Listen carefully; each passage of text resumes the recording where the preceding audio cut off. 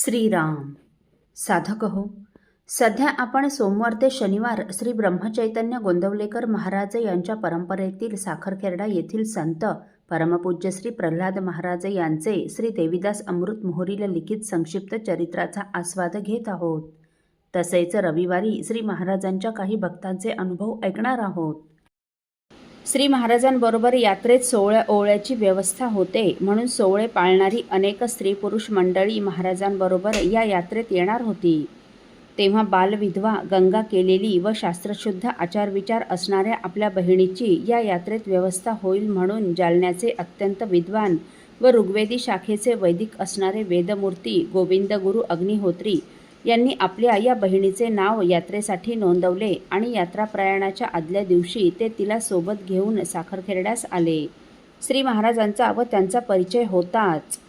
त्या दिवशी रात्री 10:30-11च्या सुमारास अंगावर शाल घेऊन झोपण्यासाठी जागेचा शोध घेत गोविंदशास्त्री फिरत असल्याचं महाराजांनी पाहिलं व त्यांना झोपण्यासाठी जागा सापडत नाही हे महाराजांच्या लक्षात आलं. शिवाय सर्वांना सकाळी लवकर उठायचं होतं. तेव्हा महाराज त्यांना म्हणाले, गुरुजी, तुम्हाला झोपण्यासाठी जागा मिळाली नाही का? तेव्हा तुम्ही या इथे माझ्याजवळ झोपा. असे म्हणून महाराजांनी लगेच अंथरलेली आपली पांढरी घोंगडी उकलून मोठी केली व त्यांना आपल्या शेजारी झोपण्यास सांगितले. गोविंद गुरु प्रापंचिक माणूस, तेव्हा त्यांना महाराजांजवळ झोपण्याचा संकोच वाटू लागला. महाराजांना झोपेत चुकून आपला हातपाय लागला तर पाप होईल आपल्याला, असा विचार करून ते म्हणाले, महाराज, आजूबाजूला पाहतो मी जागा. परंतु महाराजांनी बळजबरीने त्यांना आपल्याजवळ झोपवून घेतले आणि त्यांना जवळ झोपण्याचा संकोच वाटू नये म्हणून लगेच घोरण्याचं नाटकही केलं. थोड्या वेळातच गोविंद गुरूंना झोप लागली, परंतु एखादी दुसरी डुलकी होत नाही तोच श्री महाराजांना आपला हातपाय लागू नये या विचारात त्यांना जाग आली.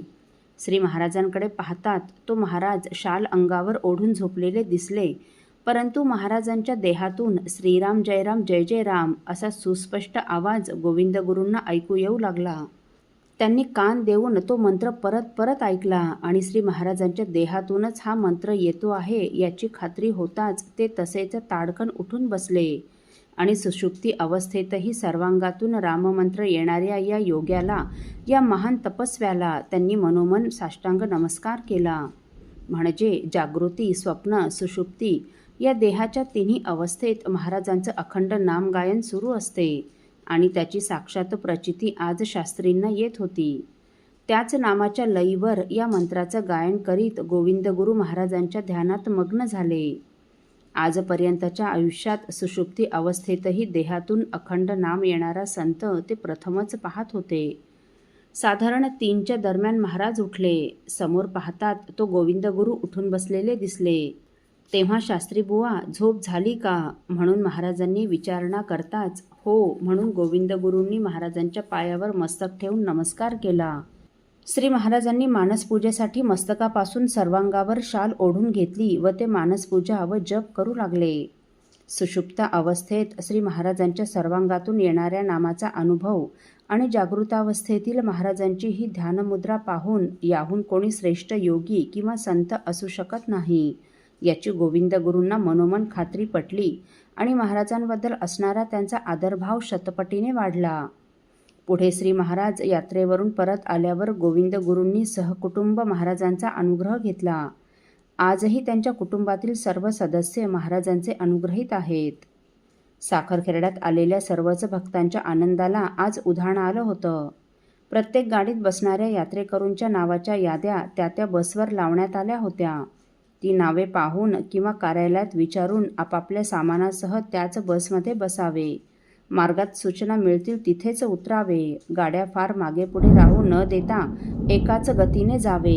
रस्त्यात सायंकाळ झाली तर गाडीतच सायन उपासना करावी असे ठरले व सर्व यात्रेकरूंना तशा सूचना देण्यात आल्या. उपासनेसाठी प्रत्येक गाडीत थोरल्या महाराजांचा फोटोही लावण्यात आला. असो, साधक हो, श्री रामेश्वर धाम यात्रेला निघण्याच्या आधी परमपूज्य श्री प्रल्हाद महाराजांनी यात्रा महिमा व नाम महिमा या विषयावर प्रवचन केले. ते आपण पुढील भागात ऐकणार आहोत. श्री राम समर्थ. आपल्यातील कोणा श्रींच्या भक्तांना श्रींचे काही अनुभव आले असतील तर कृपया आपण मला ते 9422843253 अथवा सुनील दादांच्या 9892608401 या व्हॉट्सअप नंबरवर कळवावेत अशी नम्र विनंती. श्रीराम समर्थ.